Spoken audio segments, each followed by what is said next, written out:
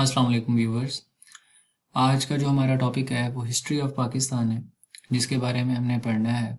History of Pakistan दो parts में divided है।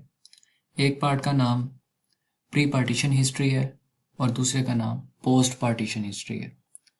जो आज हम टॉपिक डिस्कस करने जा रहे हैं वो प्री पार्टीशन हिस्ट्री से मुतल्लिक। उसमें जो जिक्र आता है वो सबसे पहले उमाय्या डायनेस्टी का है। उमाय्या डायनेस्टी में मोहम्मद बिन कासिम बहुत ज़्यादा इम्पोर्टेंट शख्सियत के हामिल थे। ये 695 में पैदा हुए ताइफ यानी हिजाज में, और इनकी वफ़ात 715 में मौसूल इराक़ के अंदर हुई। इनका टाइटल इमादुद्दीन था और ये 17 साल की उम्र में इन्होंने जंग लड़ी। पहला जो हमला किया इन्होंने देबुल के, जिसमें 300 ऊँट थे और 6000 सिपाही थे।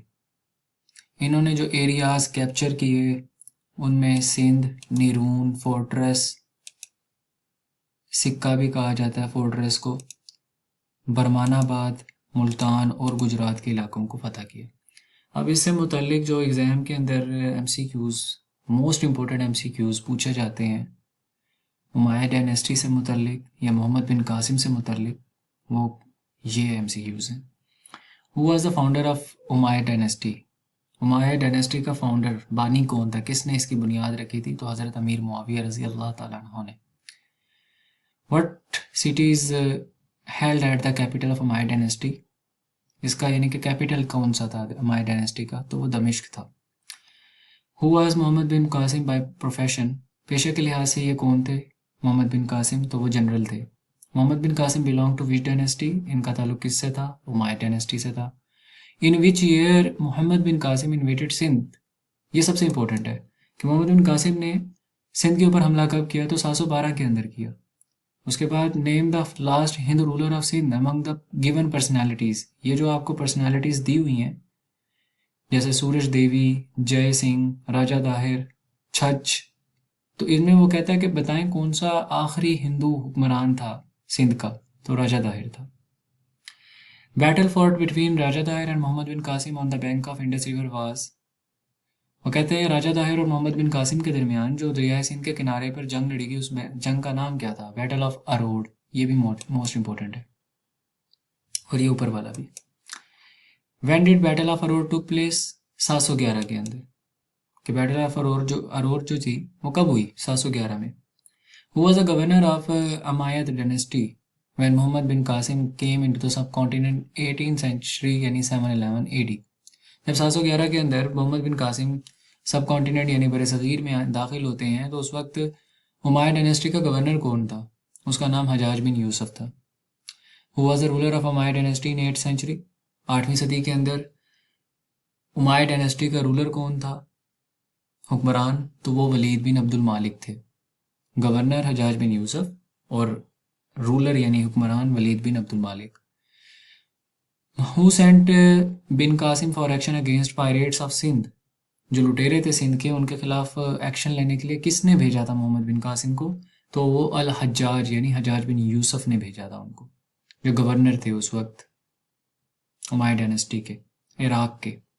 हजाज bin Yusuf was the governor of Iraq, Iraq के गवर्नर थे। When Hajjaj bin Yusuf was appointed as a governor of Iraq, ये भी अक्सर MCQ पूछा जाता है। ये वाला तो मोस्ट इंपॉर्टेंट है कि कहाँ के गवर्नर था हजाज बिन यूसुफ? तो वो इराक का था।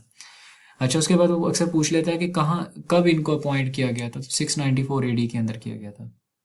अच्छा, हजाज बिन यूसुफ को किस खातून ने लेटर लिखा था? इसका नाम भी अक्सर पूछा जाता है, तो उसका नाम नाहिद था। नाहिद नामी खातून ने लिखा था। Nahid was captured by dash while she was travelling from Sri Lanka to Arabia. Nahid को किसने कैप्चर किया था? प्रताप राय ने, जो कि एक हिंदू था। उसने इस खातून को बंदी बना लिया था जब ये बेचारी श्रीलंका से अरब की तरफ सफ़र कर रही थी। रिलेशनशिप बिटवीन, अच्छा अक्सर एक सवाल मोस्ट इंपॉर्टेंट आता है कि हजाज बिन यूसुफ और मोहम्मद बिन कासिम के दरमियान ताल्लुक़ क्या है? तो ये दोनों, एक हजाज बिन यूसुफ जो थे वो मोहम्मद बिन कासिम के चचा भी थे, यानी कि मोहम्मद बिन कासिम हजाज बिन यूसुफ के भतीजे थे, और साथ में सन इन लॉ यानी दामाद भी थे मोहम्मद बिन कासिम हजाज बिन यूसुफ के। First fort of Islam was, पहला जो किला बना इस्लाम का वो कौन सा था? Sindh. Sindh is also known as दारुल इस्लाम। अच्छा, Muhammad ibn Yusuf was the dash of bin Qasim, Muhammad bin Yusuf जो थे, इब्ने यूसुफ, वो बिन कासिम के क्या थे, चचा थे, अंकल थे। Muhammad ibn Yusuf was the dash of Hajjaj bin Yusuf. अगर मोहम्मद बिन कासिम के चचा थे तो हजाज बिन यूसुफ भी तो चचा ही थे, ठीक है। हजाज बिन यूसुफ भी चचा थे, तो दोनों आपस में, मोहम्मद इब्ने यूसुफ और हजाज बिन यूसुफ दोनों आपस में क्या थे, भाई थे। Muhammad ibn Yusuf served as the governor of, कहाँ का था इब्ने यूसुफ गवर्नर, वो यमन का था। और हजाज बिन यूसुफ कहाँ के थे, इराक के। हजाज बिन यूसुफ जो गवर्नर थे इराक के, कब मरे, 714 के अंदर। वलीद बिन अब्दुल मालिक जो थे, जो बेसिकली रूलर थे उस टाइम उमायद डायनेस्टी के, वो कब मरे, उनसे एक साल के बाद 715 में। Who was the successor of Walid bin Abdul Malik after his death. Walid bin Abdul Malik की वफात के बाद, उसके मरने के बाद, फोत होने के बाद उसका जानशीन कौन बना, सुलेमान बना। Who called Muhammad bin Qasim back and tortured him to death. Sulaiman bin Abdul Malik. वो कहता है कि मोहम्मद बिन कासिम को, जब वो सिंध गया हुआ था, उसने सिंध को फतह कर लिया था, तो उसको वापस किसने बुलाया था और उसको टॉर्चर कर करके इस मौत तक किसने पहुंचाया, तो वो सुलेमान बिन अब्दुल मालिक थे।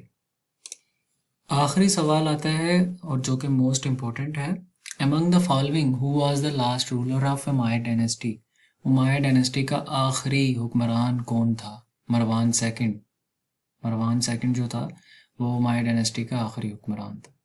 अगर ये वीडियो आपको अच्छी लगी हो तो इस वीडियो को काइंडली लाइक करें, सब्सक्राइब करें और शेयर करें। अपना बहुत सारा ख्याल रखें और दुआओं में याद रखें। अल्लाह हाफिज़।